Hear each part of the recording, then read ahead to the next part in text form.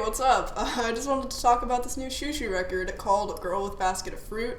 If you're unfamiliar with them, Xiu Xiu are a wild experimental art pop group that's constantly trying some weird shit. I mean, they've toyed with genres like synth punk and noise pop and dark ambient and experimental rock. A very disturbed sense of anguish is really what ties all of their albums together, but still, as of recently, everything they've put out has felt completely fresh for the group, and Girl with Basket of Fruit definitely follows that. I mean, the sound palette and overall tone totally fucks. It feels a little bit more industrial, the drums sound a bit more tribal, the lyrics are very esoteric, with some exceptions, like on Mary Turner, which very graphically and clearly describes the lynching of Mary Turner, and some lines here and there which feel very clearly tied to rape or sexual abuse. Basically, I just see it as dealing with every disgusting and horrifying corner of humanity, and how if you're in a fucked state of mind, sometimes that's all you can see and it just clouds your thoughts. But even though some of the grotesque language can come across as kind of over the top, what makes it work is the fact that regardless of what's said, it's delivered with such a genuine sense of passion and pain, and the same goes for the production.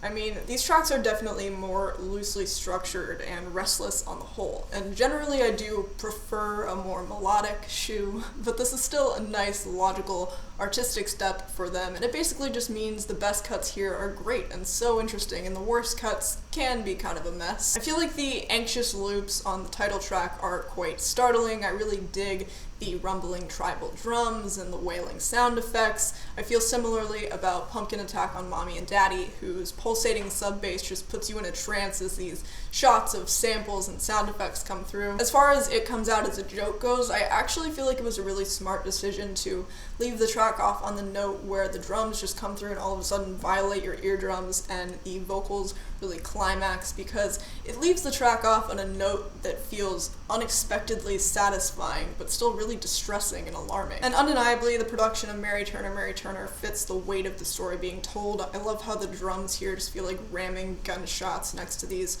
ominous chimes and other noisy samples. But I feel like Scissors is an example of a track that's just trying to make too much work at once. It always loses me around the part where the strings come in. I feel like when the main repeated melody is as loose and disjointed as it is, it's just not gonna work to try to shove in as many other ideas as this track is and push an odd song structure too. And A Marquee Mayview is another one of those songs that I don't really feel like worked that well. I don't have a problem with the very dry viola that kind of dominates the whole track and progresses very nicely throughout it. It's just that, to be honest, Jamie's vocal inflection towards the end of the song feels completely contradictory to the tone of the rest of it, and it's kind of hard to take seriously for that reason. And another track that I don't really feel like worked was the closer. It just feels kind of hollow and one note to me, and the vocal performances here feel more awkward than they do unsettling. But other than that, this was a really interesting release from this group, and as always, I'm excited to see where they go from here because they just seem to never run out of ideas. So I'm feeling like a comfortable 7 on this thing. As always, thanks so much for watching this review, and I hope I see you soon.